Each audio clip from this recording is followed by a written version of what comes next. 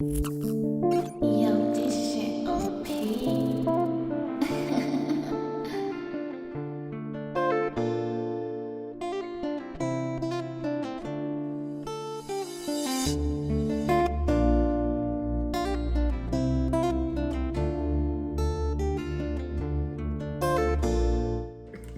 What's going on, family? This is Coach Travis, Coach Jerry Seymour here, man, with another edition of the Run Game Podcast. And today we're going to be talking about thick skin. Coach Jerry, man, what do you think about thick skin and what it means to have it? I think, somebody who has thick skin, like you have to be, it's imperative that you have it. Anybody who's successful, anybody who's at a high level, anybody who's just up there who you aspire to be, you will need to have thick skin. Right. Because I think, people who are doing things out of the norm or people who are doing great things are putting themselves out there. Right. So you're putting yourself out there, so that means that you're a target. You know what I mean? And people are going to say any and everything to you. People are going to be doing stuff to you. So having thick skin is just something that that's imperative. Like you need to have it. Like there's no ifs, ands, or buts about it. Like that's something that it's non-negotiable. You know what I'm saying? Don't debate me. Like, no, it is what it is. I said what I said. Like, you have to have thick skin in this world. And like what you're saying, man, anytime you try to do something different, people are going to have something to say. Right. So having thick skin is having that same mindset of, I'm going to do this. Like, you got to have a vision of your goal and what it is and stay focused on that, even while receiving criticism. Right. You know what I'm saying? And I think it's easier to kind of deal with, criticism when you're your own toughest critic. Oh, yeah. Big time. You know what big I'm saying? Time. So, because ain't nobody going to give it to you because you know your own truth. Right. You know what you're bad at. You know what you're good at. So that inner person that's attacking you from within, they know what buttons to push because they know where you're sensitive at. So if you're doing that to yourself, then anybody on the outside, they can't do that. Right. So to develop thick skin, man, is you really have to look in the mirror. You know what I mean? You got to look in the mirror and evaluate yourself and be honest with yourself. You got to be completely honest and vulnerable to yourself and say, here's what I need to improve on. Right. Here's what I got to get better at. Right. And then that way, when you're dealing with criticism from outside sources that don't know you, don't know your story. So let's talk about it. So let's talk about it in sports. Like when was the time that you had to have thick skin? In college, when you went overseas. Give us a story. Man, it's just one of those things where, the whole college process, the recruiting process, man, is just like college coaches are going to tell you one thing and then you're going to get to school and it may not be that. Yeah. And also, too, seeking the approval of the older teammates, the old heads, and, when you first get there, because right there, you're a rookie, you're a freshman, you might feel like an outcast or somebody, you know what I'm saying? So you got to have thick skin in that whole initiation process of, becoming or being a member of that team. So, and even in coaching now, being at a school that's, won 3 championships and stuff like that, you get a lot of attention. And when you win, some people want to try to find something negative to say. Right. And let's not get it twisted, man. I hear it, but I ignore it because I say, I'm just kidding 100. It's crazy because you have people who are looking for you to fail. Yeah. And I'm sorry, but y'all going to have to wait because it ain't happening, man. I had to, you know what I'm saying? It is what it is. You know what I mean? But that's just what it is to me, man. Like, you hear it, but having thick skin is not addressing it. It's walking past a person who's disgruntled and still treating them with respect. Even though they probably saying things behind your back and wishing on your downfall. But like I said, man, y'all just gonna have to wait, baby, because Well, I'll give you guys a story about me one time that I had thick skin and I had to use my thick skin power. You know what I'm saying? Like one time I was at Central Michigan, we had a team meeting, and I remember I told my boy Scooby, who was my boy George, what's up, Scooby? And I was like, yo, if I fall asleep, wake me up. Right. And just somehow I just remember my eyes, like, they kind of go open and close. They were like, pulsate, whatever you call it. Right. And I just remember hearing, Seymour. And like, I wake up out of my sleep. I had, get the out, just get out. And I look at my boy Scooby. I'm like, yo, you're supposed to wake me up. He kind of looked away. So I remember as I'm like embarrassed and he's telling me to get the hell out. And like he told me, I remember his words saying, you would never play here. You would never play here. Right. And it's like me being a freshman, like I only been on campus like 2 weeks. And for the coach to tell me that, it's like, damn, like this dude just told me I'm never going to play for Central Michigan University. So why am I here? Right. You know what I'm saying? And I remember going to my dorm room and I remember just, my parents were still up there because they just dropped me off. And I remember telling my parents, like, no, I didn't tell my parents. And I know my mom, she seen me on my face because I went to see her that night. She was like, something wrong? And I'm like, nah, I'm good. But moms know. And I remember like an hour later, the coaches called me to go back to a team meeting. And then when I went back to the team meeting, the coach was like, look, man, don't take that stuff personal. He's just talking. But me, I didn't know that he was just talking. I thought that if you say something, you mean it. Right, That's just me. And I remember that whole night, I was like, man, this dude said I ain't gonna play for Central Michigan. Like, I'm gonna light him up in practice. I ain't gonna take scout team, whatever. I'm gonna do my damn thing. Right. And I remember I lit up the practice the next day. We came out, scout team, set it on fire, shaking people, scoring, whatever it was. And I remember going into the team meeting the next day, right. And the coach was like, hey, Seymour, I got a pillow for you. You want to go to sleep? He said, if you want to go to sleep, you can lay down right here. But that's just an example of having thick skin, because I could have let what he said to me penetrate me and get me down. I could say, you know what, I'm just going to go back home and I'm going to transfer to everybody at home. The coach didn't like me. But I fought through that. Right. You know what I'm saying? I had a mental toughness or the thick skin to say, you know what, I'm not going to let that bother me. I'm going to play. You know what I mean? So that was my time that I used thick skin in college. Right. You know what I mean? So, how do you feel about, thick skin, outside of the lines, dealing with fans, Twitter, media? It's crazy because, a lot of our kids, they're in love with social media these days. Yep. Everybody on Instagram posted something. Everybody, feels the need to be seen or saying something on Twitter.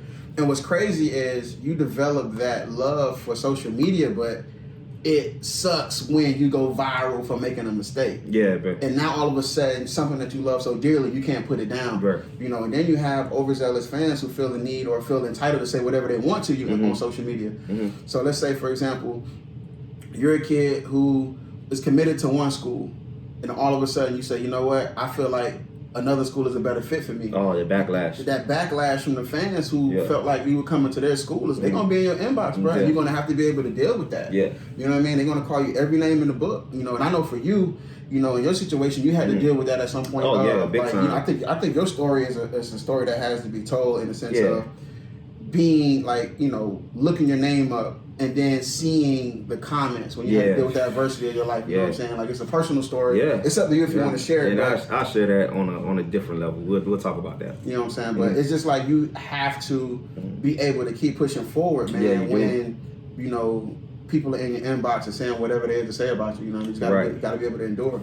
I think, just see a lot of parents, a lot of those coaching parents, man, they prepare their kids for that moment in the game, but they don't prepare their kids for that moment outside of the game. Right. Like that moment where you are the quarterback of the Florida Gators and y'all playing the Miami Hurricanes, or whoever the most hated rival is, and you're that last drive and you mess around, you throw that pick six, that interception. Could you imagine what that quarterback's inbox Twitter looks like after he throws that interception? And it's crazy you say that, because it reminds me of when Randy Shannon was the head coach of the Miami Hurricanes. Yeah. He made it to where he didn't allow the players to have social media to kind of avoid that. Because, man, it can be detrimental. It can be very dangerous.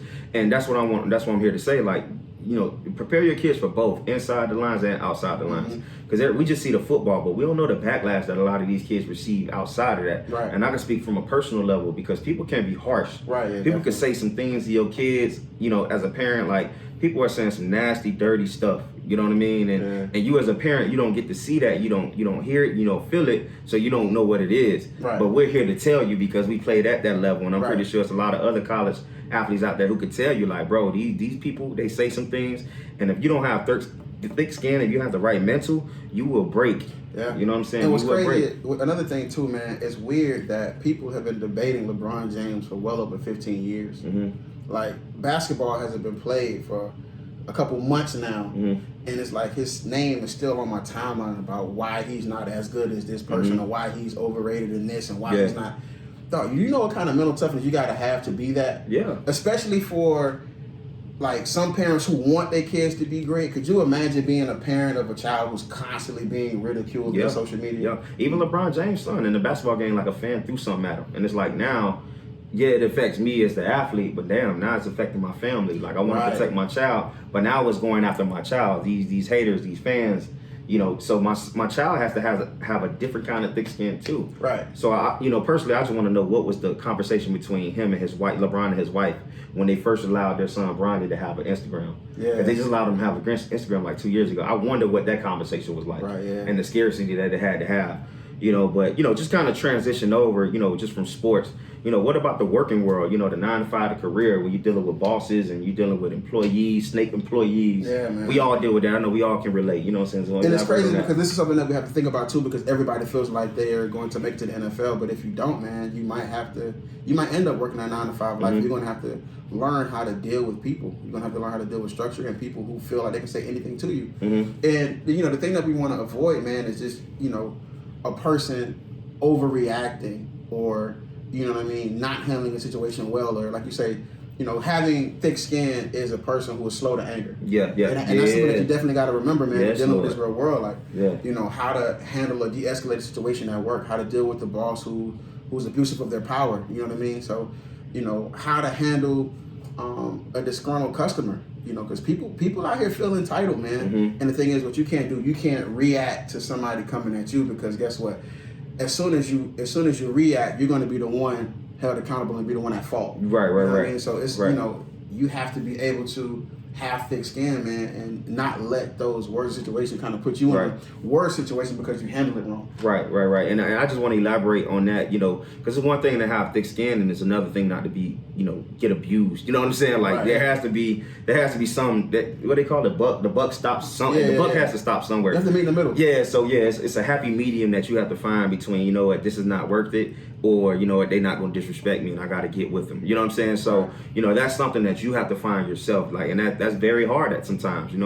But to kind of move on to the last thing, because you had a great point. And I'll say this before we move on to the next subject. 99.9% jobs is not team concept. You're going to find employees who just all for themselves. They're all trying to get that salary. They're all trying to get that manager position. So you have to understand that, this job is not like high school. This is not like the sport you play. Not everybody is there for one common goal. Some people are there for themselves. So you have to differentiate and dissect and find out who that person is that's just out there for themselves. Right. You know what I'm saying? And kind of just weed them out. You know what I mean? And that's where the thick skin is going to have to be, because you're going to blatantly see people just kiss ass. Let's be real. You're going to blatantly see people just kiss ass and just suck up and snitch. Yeah. You know what I'm saying? And we all deal with that. And I know everybody can relate. I'm going to give a wave offer for that because we all can relate to that kind of employee. But it's like how to deal with that one. It's just you got to figure it out, and you got to have thick skin, and you got to be strategic. Right. And one of the things you said about having a happy medium, like having thick skin, like will allow you to be, like when things do come your way, it'll be able to just rub right off your shoulders. You know what I mean? You'll be able to handle yourself with pride and dignity. So where you won't, have a chip on your shoulder and always feel the need to respond when somebody says something to you.